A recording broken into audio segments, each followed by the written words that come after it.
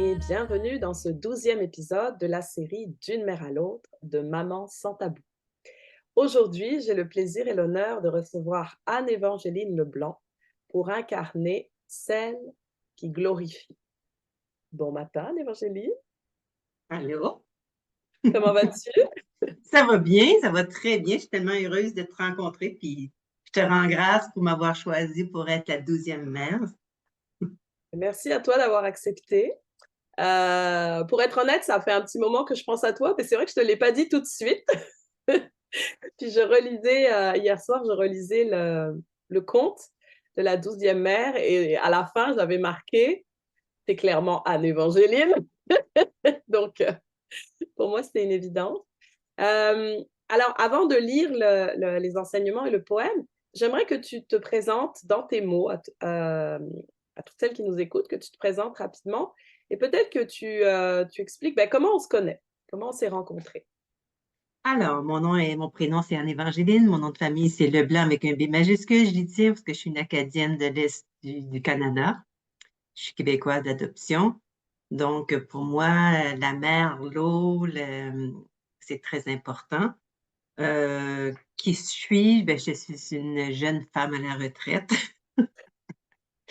Mais c'est ça, donc j'ai beaucoup été au niveau du communautaire, travaillé en relation d'aide et différentes choses, autant au niveau de l'art que des luttes pour les droits des femmes et des enfants.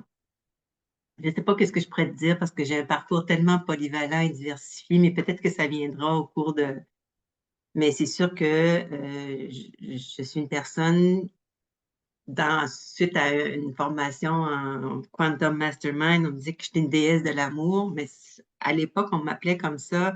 J'assume parce que mon plaisir dans la vie, mon bonheur, ma passion, c'est l'humain, mais c'est aussi stimuler les gens à s'aimer tels qu'ils sont. Puis, parce que pour moi, quand on s'aime, on aime mieux les autres, on aime mieux l'autre et notre environnement. Donc, c'est ce qui me stimule à dans ma curiosité d'essayer toutes sortes de choses.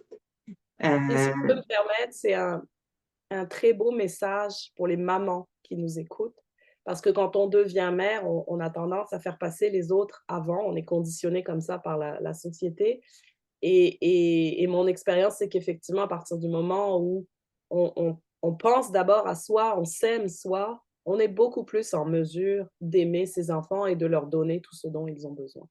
exactement, puis c'est pour ça aussi souvent les femmes sûrement des hommes là, mais là on parle des femmes parce qu'on est avec Maman sans tabou, mais le non peut être un geste d'amour, ce que souvent on comprend pas de dire oui tout le temps. Souvent les enfants ont besoin beaucoup d'encadrement, mais moi je dis tout le temps parce que des fois, moi je suis une personne qui aime dire oui, pas parce que, je veux me soumettre, mais parce que j'aime ça. Sauf que à partir du moment que tu oses dire non à une personne, tu connais vraiment la personne, selon sa Mmh. réaction. La personne peut être déçue, sauf que parfois souvent des personnes deviennent violentes psychologiquement, ils vont t'accuser. Là, c'est là que c'est intéressant de voir à qui tu à faire Mmh. face. Donc, c'est cela. Puis, ça m'a fait penser à quelque chose tantôt, mais bon, là, je me souviens plus. Mais, où on s'est rencontrés, on va dire où on Oui. s'est rencontrés.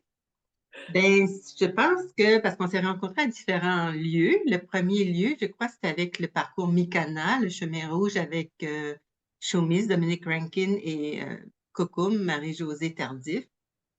Puis je me rappelle très bien la belle Anne, quand on est allé au sommet, là, c'était pas le sommet encore, c'était comme un peu le lancement du sommet au jardin botanique.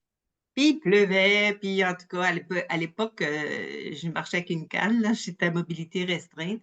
J'étais assise, j'avais réussi à avoir une chaise et toi, tu pas ma Anne qui m'arrive puis qui me dit: «Hey, je te connais, hein, c'est toi, hein, Anne Évangeline?» J'étais tellement touchée, je me suis dit: «Aïe, aïe, elle m'a reconnue, c'était donc bien chouette». Donc ça, c'était super beau. Puis après, ben, on a fait partie du groupe de Vivre de sa passion avec, Sylvain Carutuel, pour une entreprise Et en ligne. Camille Hein? que j'ai interviewée le mois passé. Hein? Camille aussi, on l'a rencontrée, là, non? Oui, oui, c'est ça. Ouais, Ben, hein? j'étais pas encore rendue là. Fait que toi, qui étais déjà avec Camille sur, on y appelait ça un cercle de responsabilité, c'est-à-dire partager tout ça avec amis. Tu m'avais demandé, puis je me suis dit, ben j'avais déjà décidé, moi, à la fin, j'avais pas envie de partir quelque chose en ligne, en tout cas, puis que, par contre, c'était un cheminement qui m'avait fait vraiment progresser, puis ben, les femmes aimaient bien mes interventions parce que moi, je suis une bonne stimulatrice, là, une cheerleader, finalement, Ouais. et puis, ben, ça fait combien de temps qu'on est ensemble, une fois par mois, là, qu'on se rencontre pour partager C'est nos quoi? Faudrait que je processus? regarde les dates, ça fait plus d'1 an, je pense? Ah, plus que ça. Ouais, ouais, ouais. Oui, oui, parce que l'année passée, on n'était pas à Ouais, BDS, fait que ça fait peut-être peut-être que 2 toi, ans. ouais, ouais. Ouais, ouais, c'est Donc vrai. ça, c'est quand même, puis finalement, ben, j'ai trouvé ma place, parce qu'on partage différentes choses aussi dans notre évolution. Puis moi, ben, j'ai progressé aussi dans des rêves que j'avais laissés, dans des tiroirs ou en tout cas, ouais. Fait que, je sais pas qu'est-ce que tu aimerais que je dise de plus, ma Non, bah, chérie? c'est parfait, écoute, c'est parfait. Alors, oui, effectivement, on s'est d'abord enfin rencontrés en ligne et en fait, la raison pour laquelle je suis allée te voir cette journée-là, c'est que toi et moi, hein, on va se le dire, là-dessus, on est pareil. Dans les formations en ligne, on a beau être 150, nous, va falloir qu'on prenne la parole, qu'on lève la main, puis qu'on pose notre question devant tout le monde. Donc, on intervenait toutes les deux, donc à plusieurs reprises. Puis, tu dégages tellement une énergie, tu es toujours joyeuse, bonne humeur, toujours bien habillée. Enfin, on te reconnaît, tu sais, puis tu n'as pas un prénom banal non plus, hein, tu t'appelles pas Laurence Dupuis. Donc, c'est vrai que souvent, on te reconnaît, puis je sais que tu intervenais aussi beaucoup dans le groupe Facebook. Et donc, oui, c'est vrai que cette journée-là, où je suis allée, en fait, enfin, les seuls que je connaissais, c'était Chomis et Coco, mais encore, je pense que si je pense que je les avais déjà rencontrés en personne, parce que j'avais Mmh. été à Kinawat au mois de mai. Mais bref, j'y suis allée toute seule et je connaissais personne. Et en fait, je t'ai vue et je me suis vraiment sentie attirée. Je me suis dit, il faut que j'aille lui dire bonjour parce que je trouve que tu as tellement eu une énergie chaleureuse, en fait. Et j'ai vraiment été agréablement surprise de ta réaction parce que je me suis dit, oh, wow, OK. Donc, ouais. Ah oui, c'était vraiment un beau souvenir, ça. Oui. C'était Alors, avant de lire les enseignements et le poème et que tu me dises comment ça résonne pour toi, aujourd'hui, j'ai un petit spécial parce que c'est toi. Ce matin, avant notre rencontre, j'ai pris le temps de méditer et puis j'ai eu envie de tirer une carte d'oracle.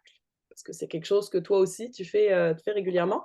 Donc, je l'ai tiré de cet oracle, Earth Warriors de Alana Fairchild. Puis un petit peu comme le livre hein, sur lequel sont basées mes entrevues, j'ai acheté la version anglaise parce que je trouve que c'est on perd toujours quelque chose à la traduction. Donc, j'ai choisi en anglais. Et là, je vais vous le traduire un petit peu quand même. La carte que j'ai pigée, c'est Kuntur Yachak. Blessings from the son of Hannah Pacha. Donc voilà, je vous la montre. ça s'appelle le quoi, le truc? Ah oui, OK. Montre Alors, en fait, c'est le donc. OK. nom de ce que j'ai lu. Ça Wow, représente c'est un beau. condor. C'est l'énergie du condor qui est avec Oh nous. mon Dieu! Ouais, t'as des frissons. Et ça dit, en fait, en gros, que le condor, c'est celui qui il naît, en fait, avec une vue incroyable, mais pas la capacité de parler. Et en fait, en gros, ça dit que quelque chose qui semble comme une défaite va en fait se révéler être un triomphe. Alors moi, je vois déjà les liens avec la 12e mère. Euh, et ça dit, vous avez toujours vu clairement, même si vous n'avez pas les moyens de l'exprimer. Et cette carte, c'est pour vous rappeler de faire confiance à votre corps, à votre intuition qui est votre sagesse. Et ça rappelle qu'on a une connexion avec la conscience christique, l'amour universel, et que notre rôle sur cette terre, c'est d'assumer ce rôle de leader, de guide, et qu'on est protégé là-dedans. Alors, Des frissons. J'ai des ouais, frissons. hein? Ah oui, j'ai des frissons, puis qu'est-ce que tu sais? Il y a quelque chose qui m'a vu. C'est ça que moi, souvent, on m'a appelé œil de lynx, là. Ah, Puis souvent, c'est que je perçois les choses, mais j'ai pas le jugement. Les gens n'aiment pas être vus s'ils se sont pas encore vus. Donc, comme je disais, soit dans les groupes, dans des conseils d'administration, dans des groupes où je nomme, sauf que quand tu oses nommer et que c'est pas prêt à être reçu, tu reçois des claques, là. Donc, c'est pour ça que je Mmh. me dis: «Je m'exprime pareil», mais à un moment donné maintenant, je pense que je suis plus sage, là. Mais, ce que je trouve intéressant de ce que tu as dit, tu sais, souvent les gens disent: «Ben, l'expérience, j'ai fait des erreurs» ou, moi je parle jamais d'ex. Pour moi, c'est des personnes que j'ai rencontrées, je vais dire le nom de cette personne-là, mais pour moi, ça résonne pas le côté ex, je trouve ça épouvantable comme expression.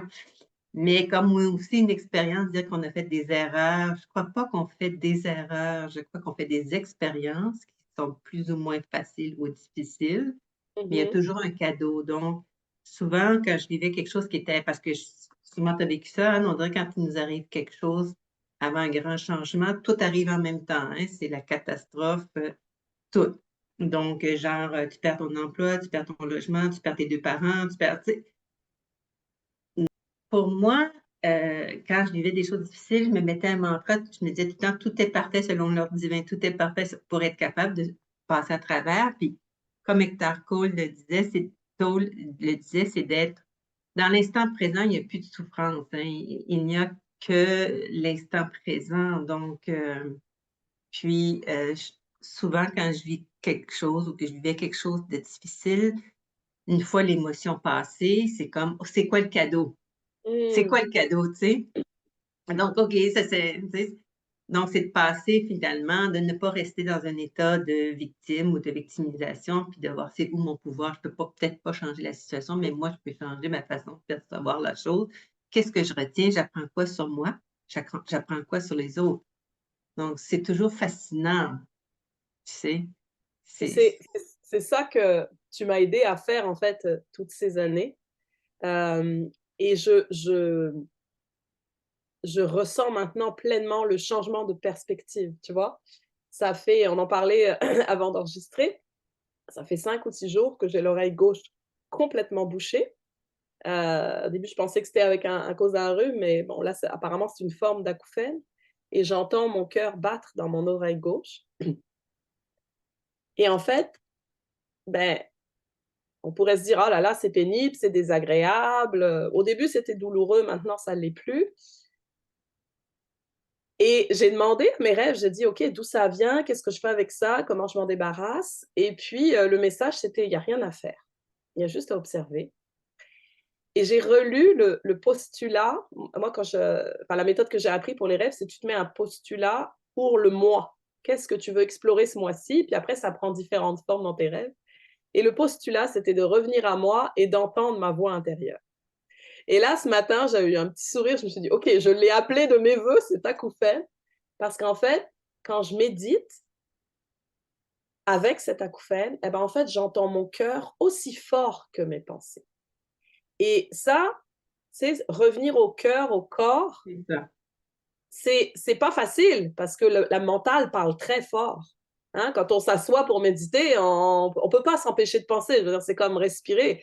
On peut observer ce qui se passe, mais c'est vrai que ça fait beaucoup de bruit là-haut. Puis Shomi, il nous dit toujours de revenir dans le cœur. Mais là, je me dis, là, quand je ferme les yeux, j'entends mon cœur très fort, très, très fort C'est un et beau donc ça cadeau, hein? me ramène à moi, ça me ramène à ma petite voix, ça me ramène à m'écouter.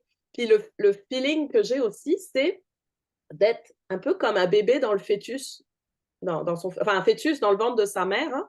L'enfant il entend surtout les bruits du corps de la mère, le battement de cœur, et en fait, je me rends compte ça c'est vrai que ça fait un petit feeling de cocon.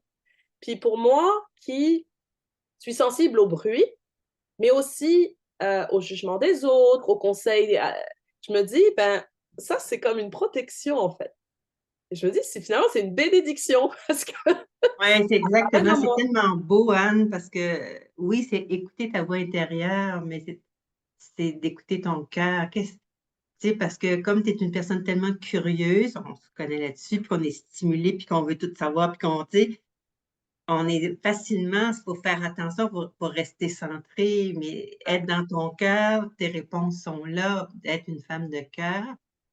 Puis souvent, c'est que notre cœur est au service de notre mental, mais c'est de faire que notre mental soit au service de notre cœur. C'est vrai que c'est un Exact. beau cadeau que tu as reçu. Oui, hein, vraiment, Ouais. vraiment, vraiment. Alors, on va passer à la lecture des enseignements et du poème, mais je vois déjà qu'il y a plein d'échos avec tout ce qu'on a dit. Donc, je vais le lire et puis après, je vais te demander de me dire ce que ça t'inspire, en quoi tu te reconnais là-dedans. Décembre, celle qui glorifie, la mère de tous les actes de gratitude, la protectrice de l'abondance, la gardienne des cérémonies et des rituels, celle qui veille sur la magie, la mère des encouragements, celle qui prend soin des célébrations, la garante de la sagesse, de l'art de donner et recevoir. Elle nous enseigne à rendre grâce avant de recevoir pour l'abondance dont nous avons besoin en créant l'espace pour l'accueillir, à célébrer chaque victoire dans notre vie avec joie, les nôtres autant que les réalisations des autres, à agir avec une attitude juste pour créer des changements magiques du soi, à faire naître l'abondance par la louange, en donnant et en recevant. Elle nous enseigne à être reconnaissante pour la vérité. Son poème. Merci, Mère, de m'enseigner à élever mon cœur dans la louange, en emplissant mon esprit de joie grâce aux bénédictions du chemin de beauté. Tu m'as appris comment chanter, me réjouir, danser et jouer du tambour, et comment exprimer ma gratitude pour l'abondance à venir. Tu m'as montré la magie d'un changement dans l'esprit et le cœur, une attitude faite de la sagesse donnée par la célébration de la vie. Je chante la vérité de ma reconnaissance quand je salue Grand-Père Soleil, et j'envoie mon amour à la Terre-Mère pour la force de vie qui nous unit. C'est tellement beau, hein? Ça, quand je me suis dit, waouh, elle a bien choisi le mot pour moi. Moi, j'ai 3 mots que je dis très, très souvent. C'est merci. C'est tellement facile pour moi de dire merci. Je t'aime. Et l'autre que j'essaie d'avoir mis, c'est je m'excuse. À un moment donné, c'était un petit peu trop, mais j'ai une facilité de m'excuser. Donc, mais c'est ça. Merci. C'est tellement un beau mantra, merci aussi à avoir. Puis de rendre grâce de ce qu'on a. Moi, je me suis toujours sentie riche, tu sais. Même si je me trouve, des gens diraient que je suis pauvre financièrement ou des choses comme ça, mais quand on rend grâce à tout ce qu'on a déjà, ce qui nous entoure, c'est tellement merveilleux. Ouais. On attire l'abondance aussi. Puis de rendre grâce. Puis souvent, moi, j'aime beaucoup les rituels. Même le rituel du café du matin avec ma petite Contessa, parce que ma cafetière, elle s'appelle Contessa. Pour moi, ça, c'est tellement important. Et puis, souvent, avec des amis qui avaient besoin de purifier leur maison ou leur terrain ou vivre quelque chose, ben souvent, ben, on faisait appel à la grande prêtresse, qui est moi, finalement, tu sais. Donc, mais c'est pas toujours tout le monde qui sont comme ouverts à ce genre de rituel-là. Moi, j'ai appris, oui, les enseignements autochtones avec Chaumis puis Kokum, mais ça fait très, très longtemps que j'avais suivi aussi avec des femmes tout un processus de la route médecine aussi. Donc, aussi purifier notre espace intérieur ou extérieur, la maison. Donc, ça, c'est quelque chose aussi qui est très important. Mais, ouais, la gratitude, je crois que quand on a cette capacité-là de rendre grâce, on ne peut pas faire autrement que d'avoir une vie heureuse. Ça ne veut pas dire qu'on n'a pas des expériences difficiles, mais on se met dans un état de bénédiction déjà en étant capable de dire merci. Donc, oui, quand j'ai lu ça, j'ai dit, waouh, c'est tellement beau. Mais il y a une chose, par contre, d'apprendre. Des fois, c'est facile de rendre grâce à quelque chose qui est à l'extérieur de nous, les gens.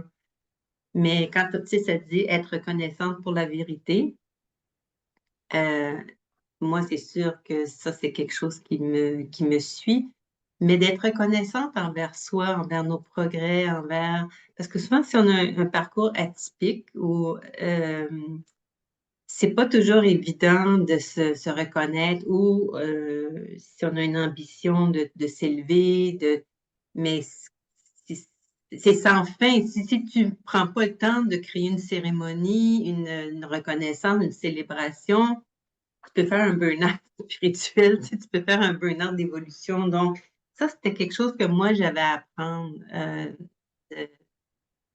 de m'asseoir à l'intérieur et de prendre le temps de me reconnaître aussi, de me célébrer, puis de faire, hey, wow! Donc, ça, c'est un apprentissage aussi à faire, hein, là. C'est bien beau, c'est facile. C'est facile de faire des choses pour les autres. Ça, c'est moins facile pour soi. C'est vrai. Surtout Ça quand dépend, on... il y en a, c'est inverse, faut quitter, mais Ouais. Et c'est ça, c'est cette énergie que j'aime, que tu apportes en fait dans notre groupe avec Camille ou même dans le...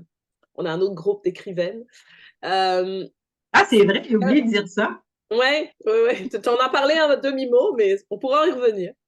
Euh, c'est en fait, c'est que c'est ces deux aspects, ce côté, t'as pas grand-chose dans la vie, mais de nous faire voir que ben, l'abondance, elle n'est pas juste, c'est pas juste l'abondance financière, et que si on se concentre sur le manque, on attire le manque, on attire cette sensation de manque, alors que si on voit toutes les petites choses qu'on a, ben, on se rend compte qu'on est riche en fait. Et ça, c'est merveilleux.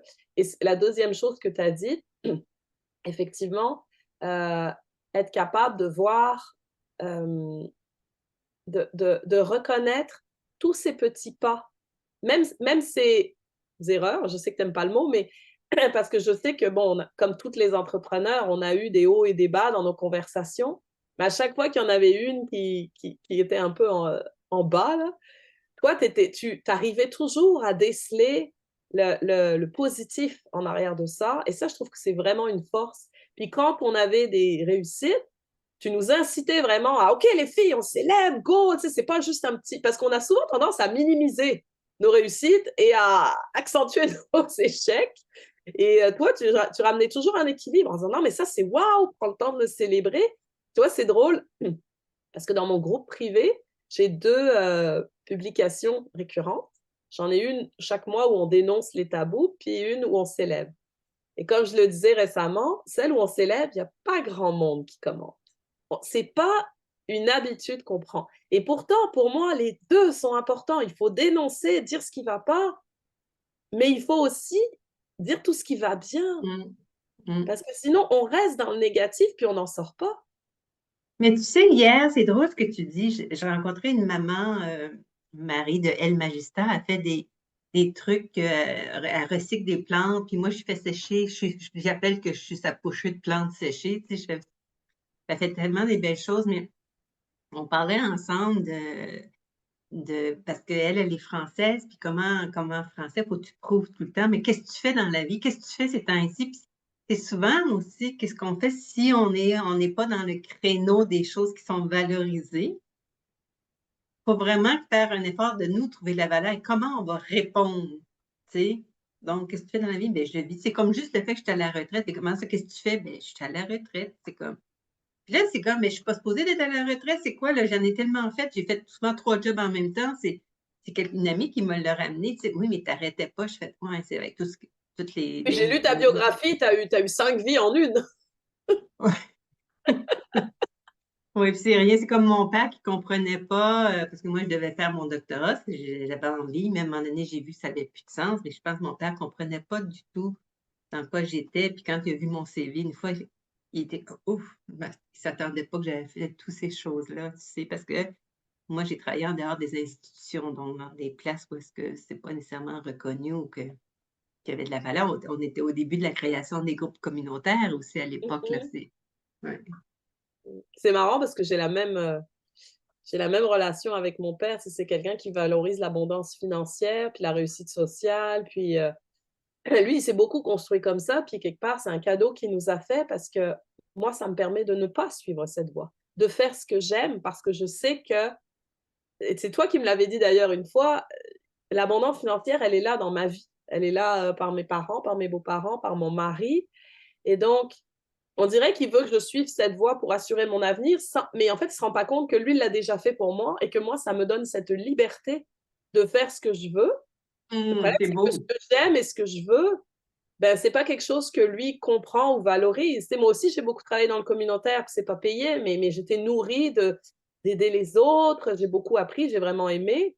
Et puis là, ce que je veux faire avec Maman sans tabou, c'est pareil, Tu vois, ça fait 2 ans que je me suis lancée. Ma sœur, elle, ça fait juste 1 an. Elle, il y a déjà des retombées financières plus importantes. Mais comme tu m'avais très justement dit une fois, elle fabrique des choses. Donc, elle est dans le matériel, ce que les gens comprennent mieux. Et puis en même temps, peut-être que elle, c'est ça sa motivation, j'en sais rien. Elle n'a pas la même situation financière que moi non plus, donc l'enjeu est plus grand à ce niveau-là. Moi, c'est pas le cas. Moi, j'ai envie de m'éclater, d'aider les gens à ma façon. Et puis si ça prend 6 ans avant d'être rentable, ben, ça prendra 6 ans avant d'être Mais rentable. tu sais, Anne, il n'y a pas un chemin pareil. Il ne faut surtout pas. Ça, je pense que toi, j'ai vu ton évolution de faire comme Ouais. OK, c'est assez. Moi, c'est pas moi. Ça, j'ai beaucoup aimé te voir évoluer dans l'amour de toi puis dans l'acceptation de ton rythme. Puis, tu sais, par rapport à ton père, je me rappelle, mon père m'avait demandé une fois qu'est-ce que je vous ai laissé en héritage, tu sais. Donc, en quelque part, même si des fois, parce que les autres, ils veulent notre bien, hein, ils veulent qu'on soit en sécurité. Fait que par rapport à leurs valeurs, eux autres. Mais tu sais, tu pourrais dire à ton père, tu sais, qu'est-ce qu'il t'a légué, ça peut lui faire du bien et voir que, OK, là, j'ai laissé quelque chose à ma fille, même si c'est pas le chemin que je pensais qu'elle allait prendre. Tu sais. Donc ça, c'est intéressant aussi de reconnaître chez le parent qu'est-ce qu'il nous a légué. Parce que même si des fois, il y a des choses qu'on a plus ou moins aimées, mais quelle force on a pu développer à travers aussi cette relation-là. Mais ça, c'est quelque chose effectivement que la 12e mère m'a appris parce que au tout début que j'ai lancé Maman Santé Book, j'ai commencé à écrire. J'étais beaucoup dans la colère, dans les regrets, etc. Mais en fait, l'écriture, c'est tellement thérapeutique, hein, puis tout le cheminement que j'ai fait avec les sagesses autochtones, entre autres. Mais en fait, j'ai réalisé ce que tu disais tantôt, c'est qu'en fait, c'était des cadeaux. C'est que j'ai même écrit, je me rappelle un article où j'avais écrit Merci papa d'avoir été aussi égoïste. Oui. Parce que ça m'a fait cheminer. Ça m'a fait cheminer, vraiment. Et aujourd'hui, et puis maintenant, je vois effectivement les valeurs, les choses positives qui m'a amené. Mais il y a 3 ans, quand j'ai commencé mon cheminement, hein, ma coach, elle m'avait dit, fais une liste des ressources qui te viennent de chaque parent.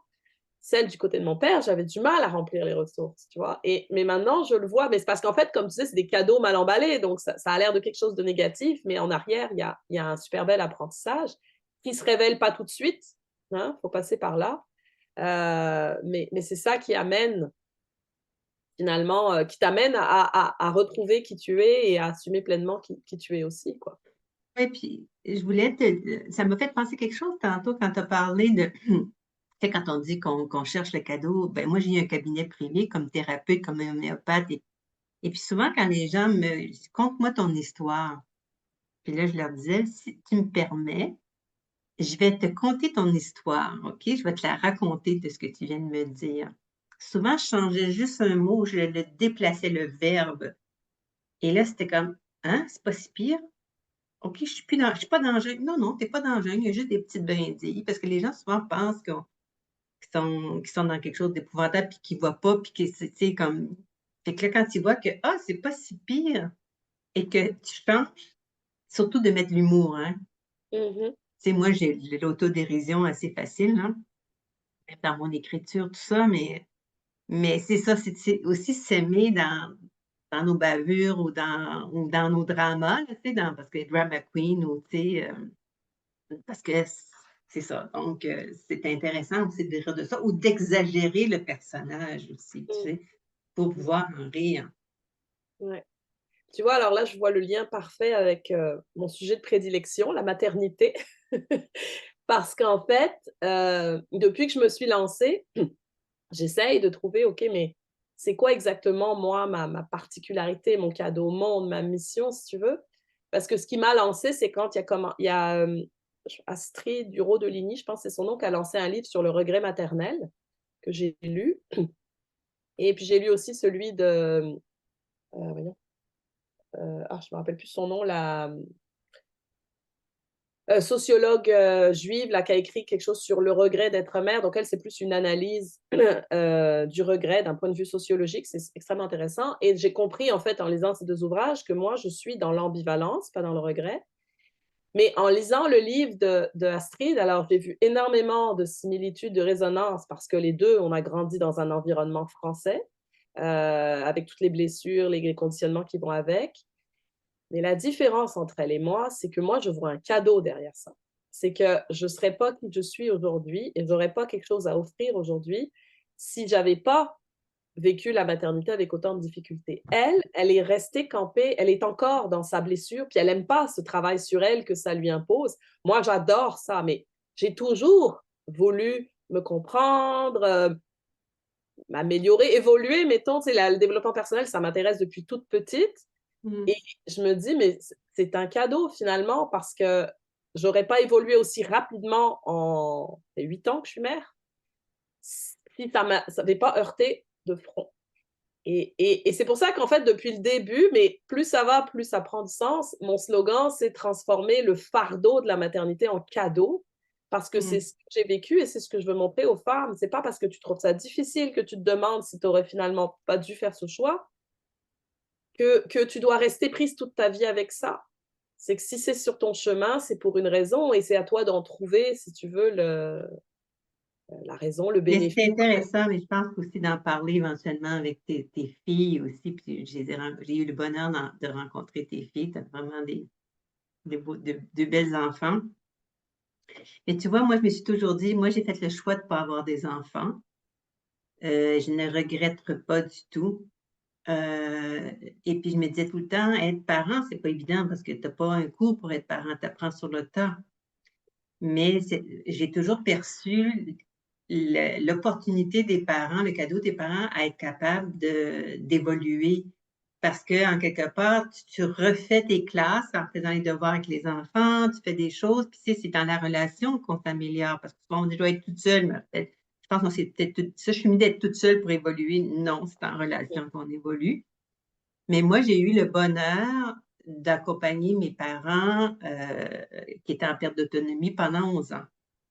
Donc ça a été une belle école aussi qui m'a permis, moi, d'évoluer. Et donc, j'ai eu cette chance-là. Mais je me suis toujours dit que les parents, c'est des êtres qui sont victorieux pour moi. Ça prend du courage, mais ça prend de la folie aussi. Puis en même temps, puis je pense que c'est ça, c'est que tu parlais là, dans les questions, tu disais, c'est quoi le tabou, tu sais. Je pense qu'il y a des gens, des mères, ce qu'on appelle l'instinct maternel, ou que c'est facile d'accoucher, ils ne sont pas trop dans la douleur, puis c'est facile, je ne sais pas, ils ont été dans un environnement, j'en remarque des cultures aussi où les enfants, c'est comme que tu sois tante ou que tu sois plus, on va les appeler mères, ou on va toutes les appeler les mères, maman, tu sais, comme je regarde certaines personnes africaines, c'est maman ou autisme, mais c'était pas leur mère. Donc, il y a aussi une prise en charge de la communauté, ce qui est moins difficile. Tu regardes les kibbutz, je veux dire, chez les Juifs aussi, tu sais, c'est comme quelque chose qui facilite aussi il y a l'enfantement, c'est une chose, mais après ça, l'éducation. Mais je pense qu'un des plus grands tabous, c'est de dire que toutes les mères, toutes les femmes ont un instinct maternel, ce qui est faux. Moi, parce que je n'ai pas eu d'enfant, est-ce que je n'ai pas d'instinct maternel, ça ne veut pas dire ça non plus, tu sais, parfois. Mais je remarque aussi que des fois, des hommes sont plus maternels ou en tout cas paternels que certaines femmes. Et aussi, je pense que l'instinct maternel se vit différemment. Parce que moi, j'ai une sœur qui me disait, j'ai pas l'instinct maternel. Je fais, hein, je trouve qu'au contraire, puis toute jeune, elle aimait les bébés, mais elle se rappelait pas. C'est juste que c'est pas nécessaire. C'est une femme de carrière.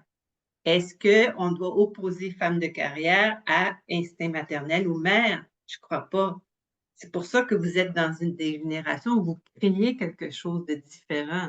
Parce que vous voulez être libre, vous voulez être capable de faire des choix, vous voulez vous épanouir avec vos talents.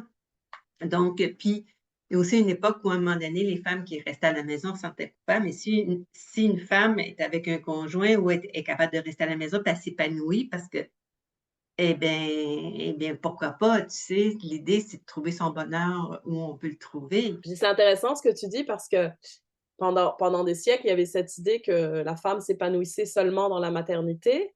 Puis effectivement, depuis plusieurs siècles derniers, là, on peut s'épanouir aussi dans la carrière. Et c'est comme la carrière était souvent la chasse gardée des hommes, c'est comme si c'était deux choses opposées qu'on n'arrivait pas à concilier. Puis, effectivement, là, ce que tu as dit, moi, j'ai tout de suite pensé à une amie qui est extrêmement carriériste. mais qui veut, elle, si elle s'était écoutée, elle aurait eu 3, 4 enfants. Mais comme elle a un conjoint qui ne s'implique pas autant que ce qu'elle aurait aimé, elle a décidé d'en rester à deux parce qu'elle, elle veut continuer à donner aussi du temps à sa carrière. Mais elle est extrêmement maternelle. Euh, mais je pense qu'effectivement, le défi de notre génération, c'est d'essayer de concilier les deux. Puis on est encore beaucoup dans le jugement, effectivement, pour celles qui vont privilégier l'un ou l'autre, celles qui essayent de concilier les deux, mais qui, du coup, ben, peuvent pas donner tout leur 100% à chacun, en fait, mais comme si on devait donner notre 100% dans tout. Non, tu sais, enfin, c'est vraiment intéressant. Oui, puis il y a des hommes aussi, certains hommes qui ont envie, eux, d'être plus près de leurs enfants, d'avoir plus de temps, de faire une partie à la maison. Fait que je pense que il y a tout cet espace-là pour créer des noyaux familiaux différents, tu sais. Mais il y a aussi moi, par exemple, comme quand on parlait de dire la vérité, en voyage dans des pays où normalement une femme, ça a des enfants. Alors quand on m'a demandé: «Tu pas d'enfants?» Non, je pensais que j'étais infertile. Mais quand j'osais dire, «Non, c'est un choix», là, c'est comme: «Oh, tu es anormale». Mais moi, comme je suis une personne qui éduque par le vécu, par j'ai seulement une fois, j'ai dit que j'avais un jonc puis que j'étais mariée. Parce qu'en plus, quand tu es pas mariée, tu pas, là, je m'étais comme, j'ai senti qu'il fallait que je me protège. C'est seulement une fois, mais sinon, je suis capable d'assumer, les questionnements puis tout ça. Mais c'est intéressant parce que ça permet aux gens de voir qu'il y a d'autres choses aussi, tu sais? Mais c'est parce qu'à ton époque, c'était plus rare de faire ce choix-là et de l'assumer. Ouais, parce que c'était se marier puis avoir Ouais. des enfants. Mais moi, en plus, comme j'étais sociologue de formation, j'étais dans un groupe on était vraiment avancé au niveau du féminisme matérialiste radical.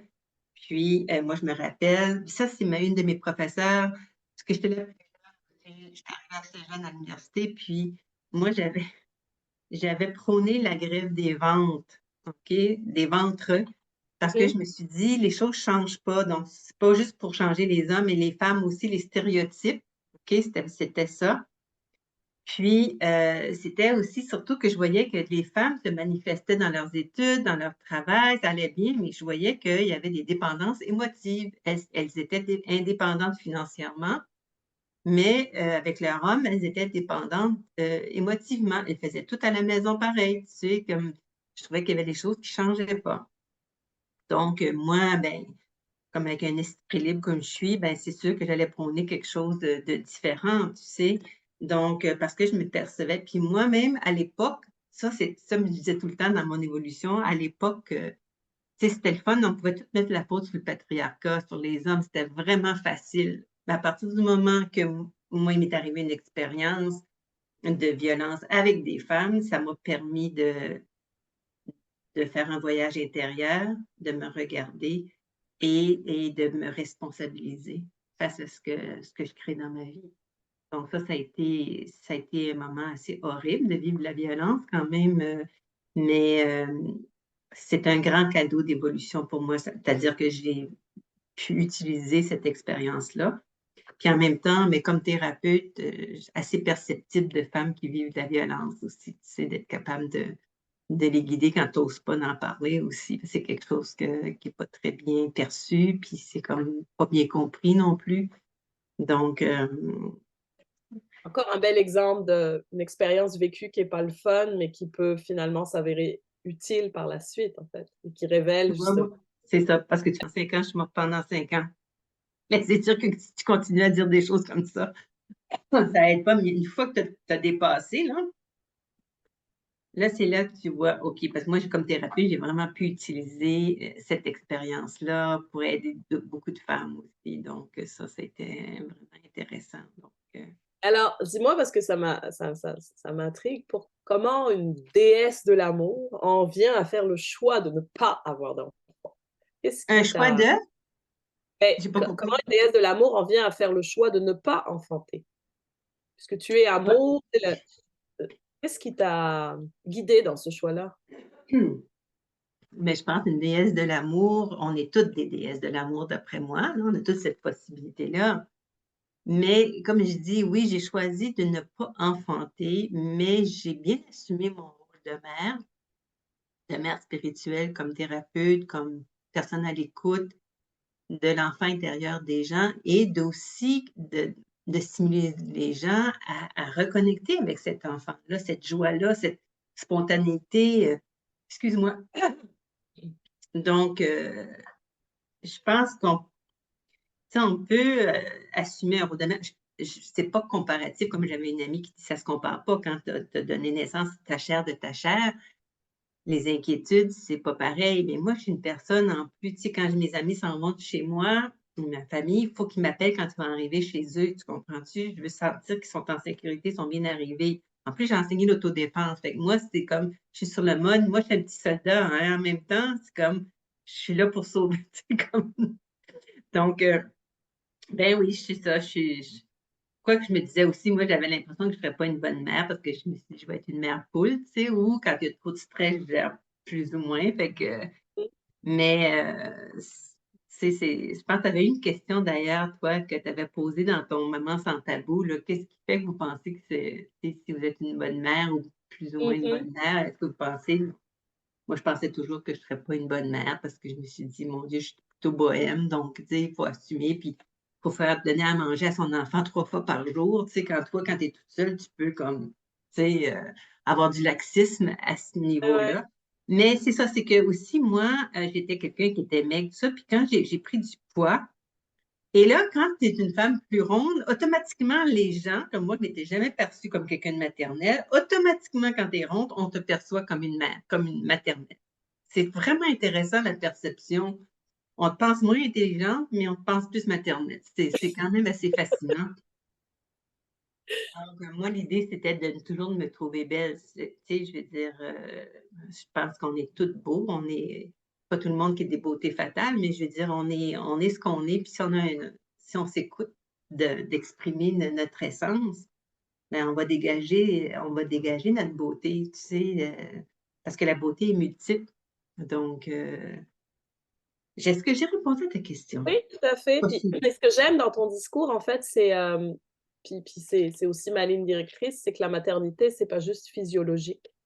C'est qu'on peut effectivement, que on ait fait le choix conscient de ne pas enfanter ou qu'on ne puisse pas enfanter, parce qu'il y a beaucoup de femmes de ma génération Oui, qui souffrent de ça. Pour elles, c'est un peu comme, c'est un deuil. Tu vois, récemment, il y a une amie justement qui m'a écrit parce que elle m'a demandé de ne plus lui envoyer d'informations sur mes événements en lien avec la maternité parce qu'elle, c'est un deuil. Elle voulait, puis bon, à l'âge qu'elle a, elle a pas pu. J'ai respecté son choix et en même temps, je me suis dit, c'est triste parce que c'est pas parce que je pense qu'elle a pas encore, elle est encore dans ce deuil-là. oui. Et c'est pas parce que tu ne peux pas enfanter qu'il n'y a pas une forme de maternité possible dans ta vie, en fait. Et toi, justement, tu ouvres le concept. Tu sais, être mère, être entrepreneur, c'est être mère. On s'occupe d'un projet. Et puis, tu sais, dans mes articles, je le dis souvent parce que je vis des émotions vraiment similaires. Et il y a plein de façons d'être mère. Puis moi, je me rappellerai toujours, il y en a une qu'on appelle Mère Teresa et elle n'a jamais eu d'enfant biologique. Et pourtant, on l'appelle Mère Teresa. Donc, c'est que ça Mais va au-delà de la capacité à enfanter. ben, c'est comme les enseignantes. Là. Moi, j'ai une sœur enseignante. Souvent, t'en as, tu vas voir, qui n'ont pas eu d'enfants, soit parce que leur conjoint ne voulait pas ou ça n'a pas donné, mais c'est quand tu as 30 enfants par jour à t'occuper, moi, dire si tu. Mais ça m'a fait penser à quelque chose, puis là, j'ai oublié ce que là. Mais ouais, moi, je m'étais dit, si je veux un enfant, je vais l'adopter. Puis je me dis, il y a assez d'enfants qui sont tout seuls, puis je m'étais dit, même adolescents, parce que souvent, les gens ne les veulent pas à cet âge-là ou plus vieux. Tu Ouais. sais, mais je me suis pas retrouvée dans une relation, j'étais pas pour m'occuper de quelqu'un toute seule, donc, mais c'était ça, je m'étais dit, si tant qu'avoir un enfant, ben, j'avais pas du tout envie, moi, de passer à travers le processus de la grossesse. C'est pas Mmh. quelque chose qui m'attirait, tu comprends? C'est pas, Moi, c'est ce que je redoutais le plus, puis finalement, c'est ce que j'ai préféré. Comme oui, quoi. mais il y en a des femmes d'ailleurs qui aiment beaucoup ce processus-là, c'est quand les enfants sont nés, là, l'éducation, c'est pas ça Ça, qu'ils ont, c'est c'est autre chose. l'intérêt. J'ai des amies, c'est l'inverse. Elles en auraient d'autres parce qu'elles adorent les enfants, mais elles veulent pas le porter puis l'accoucher. C'est ça, tu vois? Il y a vraiment de tout. C'est ça qui est intéressant, mais je pense que ce que toi, maman tant tabou, ce qui est intéressant, tu oses nommer des choses qui sont innommables, dans le sens que Puis je pense que ça doit faire du bien parce que je me rappelle, moi, il y avait une amie qui avait dit, elle dit, on est une gang de femmes. Ben, elle dit, si on ose dire que, parce que des fois, je pense qu'elle avait un enfant qui arrêtait pas de pleurer, elle dit, j'ai envie de la mettre dans un sac de poubelle puis de l'amener sur le bord du chemin. C'est sûr qu'elle n'aurait jamais fait ça. Et je sais que c'est très bien que c'est une mère extraordinaire, mais tu as des moments de crise que tu n'en peux plus. C'est ça quand tu dors plus, tout ça. Donc, d'oser en parler, parce que souvent, ces femmes-là, quand on ne parle pas, tu te sens coupable. Tu te sens un Exact. monstre. Donc, je On l'a pense que c'est toutes des... pensé, on l'a toutes ressenti, c'est humain. Et le fait Oui, qu'on ne passe pas à l'acte, c'est la preuve qu'on est des bonnes mères, tu sais, mais c'est normal de ressentir des émotions. Moi c'était la pitcher par la fenêtre là, qui me venait. Puis même les enfants, quand tu as un deuxième, souvent le premier, il veut envoyer l'autre à la poubelle, il veut le ben jeter, oui, il veut qu'il retourne dans le ventre. C'est parce qu'il il sent que sa place est ben menacée. oui. C'est normal. Mais il ne le fera Mais pas. puis c'est pour ça que je te rends grâce, ma belle Anne, pour ce que tu crées, pour la possibilité que tu ouvres ce canal-là, femme, pour se sentir que, OK, là, je suis pas un monstre, OK, c'est correct de tout sentir ça. Et comment je peux bien vivre ça? Comment je peux trouver mon pouvoir dans ces choix conscients ou inconscients? Parce que c'est tous des choix, mais c'est inconscient ou inconscient, tu sais. Donc, en tout cas, moi, je te félicite, puis tu sais que je t'aime, donc, Merci, merci. mmh. Pour finir, est-ce que tu voudrais nous parler un petit peu de ta médecine, de ce que tu offres? Parce que bon, tu as eu plein de vies, tu as fait plein de choses. Mais là, la Anne Évangéline de maintenant, elle en est où de tout ça? Et ma médecine, tu sais que je tire toujours, ben, c'est-à-dire, c'est des outils. Comme je disais, j'ai une truelle, comme j'aime jardiner, puis la permaculture, ben, j'appelle ma truelle avec mes outils, tout ça. L'idée pour moi, souvent les gens, comment, souvent les gens, ils sont anxieux ou comment sortir du brouillard, ou comment répondre à certaines questions. Donc, souvent, je vais leur demander, c'est quoi l'intention? C'est quoi ton intention? Puis souvent, les gens, je vais aider. Comme par exemple, quand on tire au tarot, la question est très importante. Maintenant, je demande que la personne me nomme la question parce que je vais aider souvent. Parce que souvent, quand on pose des questions, on pose deux questions dans la même question, puis on répond à la question. Fait que l'idée aussi, c'est de savoir, par exemple, je sais pas, bon, ben, c'est quand je vais rencontrer un amoureux ou est-ce que je vais rencontrer un amoureux? Mais est-ce que c'est ça que tu veux rencontrer un amoureux? OK, donc, quel est le chemin à suivre pour rencontrer cette personne? Et donc là, le tarot ou l'oracle, c'est beaucoup plus ouvert. Donc, puis en même temps, même si la personne est ouverte, ça m'arrive de pouvoir canaliser, je suis une clairsentience, donc, et il y a ça. Ensuite, bon, j'ai fait beaucoup de traitements énergétiques aussi. Tu sais, j'ai fait de l'homéo, mais ça, j'ai fait plus de l'homéopathie, sauf pour les amis, là, je peux faire mes recherches encore. Puis, je suis une personne qui j'ai une écoute active, puis je pense que ma force, c'est de donner des exercices de mise en action très, très faciles dans le quotidien, qui fait des gros changements. Autant l'analyse de rêve que juste la pensée ou un mantra, ou je me rappelle très bien aussi des femmes qui avaient envie de développer leur féminité, mais elle leur dit, OK, il faut peut-être acheter des sous-vêtements sexy. Mais voyons, je peux pas. Non, mais tu n'es pas obligé de le montrer à ton conjoint tout de suite, là, ou tu peux juste, tu sais, là, quand je dis rouge, oh non, pas rouge. Oui, il faut que ça soit provocateur quand même. L'important, c'est pour toi. Autant comme par exemple pour les hommes, que j'avais rencontré un comptable, c'était un comptable, puis je le traitais en homéo, puis je dis, bon, ça serait bien que tu portes des bas rouges. Ah, des bas rouges, oh mon Dieu. Il dit, est-ce que je peux les mettre en dessous de mes bas bruns? Je dis, oui, tu peux mettre en dessous de tes bas bruns. Donc, aussi comment je pourrais dire? Comme par exemple, là, aussi d'aider, comme souvent des gens vont suivre la mode, mais ils ne suivent pas leur corps pour les mettre en valeur.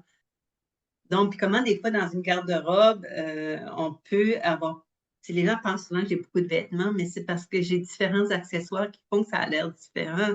Donc, souvent, tu peux voir des vêtements hauts avec un bas que tu n'avais pas perçu que tu pouvais le mettre ensemble, qui va te donner d'autres choses. Puis comment tu peux le mettre en valeur, puis comment souvent les gens ne le savent pas, mais ça s'apprend.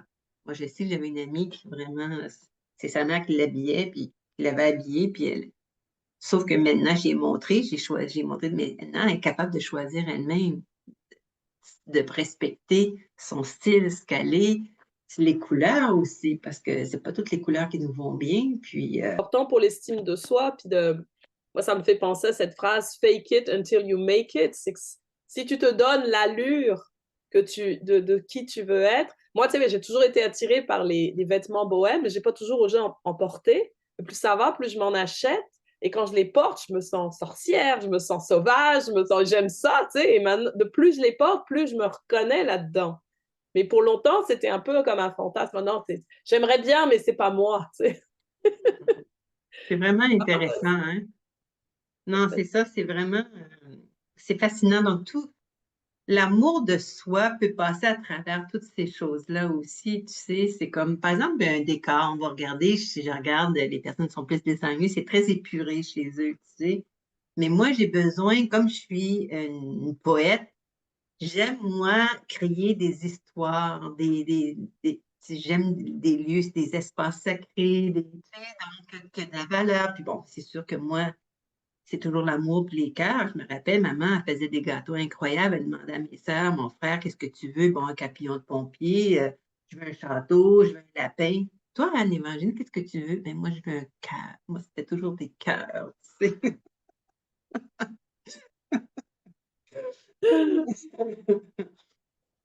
Puis Donc, tu de fais ce que je fais, ben, c'est ça. C'est comme, je peux même nettoyer des espaces, tu comprends? Nettoyer parce que souvent, les gens, si ont déménagé ou ils ont vécu des choses, c'est des façons de nettoyer son espace avec la sauge, la fumigation, avec aussi les bocaux de sel, les huiles essentielles, des choses comme ça.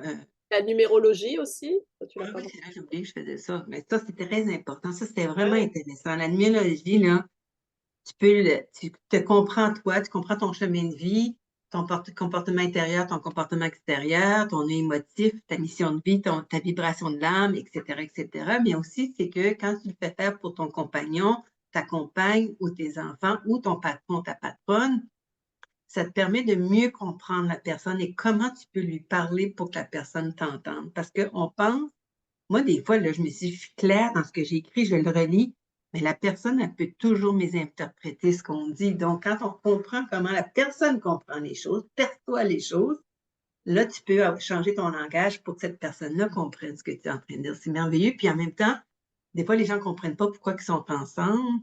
Avec la numérologie, tu peux comprendre qu'est-ce que tu es allé chercher avec cette personne-là. Donc, c'est ça. Ma médecine, c'est d'être modèle, je crois, c'est-à-dire d'incarner ce que moi, je prône. C'est-à-dire que je pense, et les gens me le disent, mais je suis une personne authentique et intègre.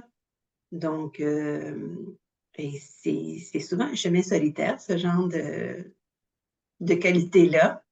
On a toujours les défauts de nos qualités, les qualités de nos défauts. Ma mère disait toujours ça. Hein? Ma mère disait toujours ça. Puis, mais je pense que c'est ça, c'est d'incarner. Moi, c'est comme, tu sais, par exemple, quand le matin, je vais méditer, je me mets toujours mon 30 minutes au soleil, pas de lunettes de soleil, les mains, le visage, puis surtout l'été, quand tu peux voir le lever du soleil, puis c'est ainsi, c'est merveilleux, la couleur, puis de rendre grâce. Puis moi, j'aime contempler l'humain, j'aime contempler les voisins. C'est pas être du voyeurisme, là, OK? C'est juste comme, puis de dire bonjour aussi, tu sais, de créer cette vie-là. Donc, pour moi, ça. Puis quand je marche, ben, je vais caresser les plantes. Pour moi, tout c'est d'être dans l'instant présent. C'est d'être dans l'instant présent, puis c'est de jouir de la vie. Ça ne veut pas dire que je n'ai pas des moments, moins maintenant, mais j'ai déjà été quand même, en numérologie, on apprendrait quand on a un nœud émotif zéro, comme le mien, c'est tu passes des montagnes russes émotives, tu passes à travers toutes les émotions dans une journée, tu sais. Donc, mais maintenant, les montagnes russes sont pas mal moins hautes, puis les vallées sont moins basses, tu sais. Donc, mais c'est ça, j'aime beaucoup être dans la contemplation, puis ouais, c'est comme, tout est propice à être heureux. Tout est propice à créer des vibrations qui sont stimulantes. Puis, à l'écoute aussi, souvent, et en plus, comme je perçois les choses, C'est comme les femmes, par exemple, il y avait une femme justement qui, après l'accouchement, souvent il y a le postpartum, là, et puis la dépression, il se passe d'autres choses. Puis là, elles se négligent parce que souvent aussi, elles ne s'aiment pas parce qu'elles ont pris du poids. Mais comment tu peux t'aimer en mettant des vêtements? Tu n'auras pas les mêmes vêtements qui te faisaient bien avant, mais comment tu peux te mettre en valeur? C'est sûr, si tu te mets en legging puis tu t'habilles comme une poche de patates, ça ne marchera pas, là, tu sais. Donc, comment tu peux arriver à t'aimer, même si tu as changé de poids, même si. Des fois, ça ne vient pas du conjoint non plus. Le conjoint aime sa compagne. Bon, il y en a qui sont stéréotypés puis ils ne tolèrent pas, là. Mais ça ne veut pas dire que tous les hommes réagissent à la prise de poids des femmes. Ça c'est faux, ça. OK? Moi, j'ai considéré que les pires jugements, ça venait des femmes. Sans nécessairement qu'elles le nomment, tu le voyais dans le regard parce que les femmes ont peur, beaucoup ont peur du vieillissement et ont peur du poids, tout le préjugé au niveau du poids. Puis juste les mots, c'est pour nommer une femme qui est enrobée, plantureuse, voluptueuse, somptueuse, il y en a des beaux mots, tu sais. Donc, et même moi, quand j'ai pris du poids, les gens me disaient: «Hey, toi, tu es mon modèle de femme, ronde sexy», tu sais, parce que je me mettais en valeur. Pas que j'étais sexy, sexuelle, là, mais je veux dire, je me mettais en valeur dans le sens que, bon, ben, j'ai le corps que j'ai, puis si tu l'aimes pas, ben, détourne ton regard, puis j'y serai plus quand tu reviendras, tu sais. Donc, ça, j'ai jamais compris les gens qui t'aiment pas parce que tu as un certain poids. Je veux dire, ça me c'est en dehors de mon entendement. Donc, alors, c'est ça, puis je voulais dire autre chose, mais comme, je me suis perdue dans ce que je voulais dire, c'est pas bien grave, Puis je mettrai dans le descriptif de l'épisode je pense que c'est ta page Facebook et ton courriel que tu as donné si les gens veulent te joindre. En tout cas, moi j'ai fait une séance avec toi, ça a été extrêmement révélateur. Et de continuer à te parler, à cheminer avec toi aussi, c'est vraiment précieux. Donc moi aussi, je rends grâce En fait, je rends grâce de t'avoir connu et je me rends grâce d'être allée vers toi. Parce que c'est ça qui a soudé, et tu vois, je le dis, j'ai l'émotion qui monte. C'est ça qui a soudé encore plus notre lien. Et puis maintenant, on chemine dans plusieurs espaces ensemble et c'est tellement riche. Donc, merci, ma belle Anne-Évangélie. merci à toi, ma belle, oui, vraiment, mais merci aussi de m'avoir fait confiance, de me faire confiance et puis, bon, on continue notre route, puis je souhaite à toutes, tes mamans de s'aimer, puis ça va me faire plaisir s'il y en a qui sentent qui ont envie de me rencontrer pour être à la rencontre d'elles-mêmes, de s'aimer davantage. Ça me fera plaisir de les recevoir. Merci beaucoup. Merci, merci, ma belle. Alors voilà qui conclut notre 12e épisode. Et on arrive à la fin. Il nous reste juste un épisode cette année qui va sortir le 31 décembre et où nous allons aller à la rencontre de celle qui devient sa vision. Alors vous allez voir, c'est toute l'apothéose du chemin que nous avons parcouru ensemble avec toutes ces belles femmes inspirantes. Et d'ici là, je vous souhaite à toutes une très belle journée et un très beau mois de décembre. Bye tout le monde! Ciao. Wimbalala, wimbalala, yeah.